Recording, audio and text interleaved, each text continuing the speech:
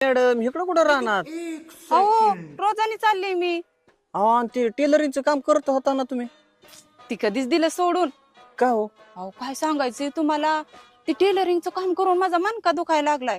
डोळे सुद्धा बारीक झाले ते, आणि बाया काय त्याच्यात वेळेवरती पैसे देत नाहीत. आणि आपण पैसे मागाय गेलं की त्यांनी म्हणायचं या 2-3 दिवसांनी. अहो 2-3 दिवसांनी गेलं की त्यांनी म्हणायचं हिथं दिलं झालंय तिथंच आवाळ झालंय. अहो फोन करू करू बायांना कट्टाळा आला.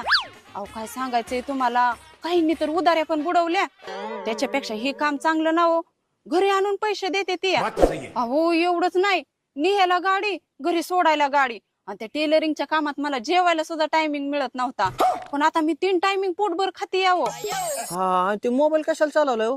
हे मोबाईल वय हा टायमिंग बघायला. मी वेळेवरती जेवण करते. सकाळचं 3 तास काम करायचं, संध्याकाळचं 3 तास काम करायचं. 6 तास मजुरी, 300 रुपये हजरी. 6 वाजल्या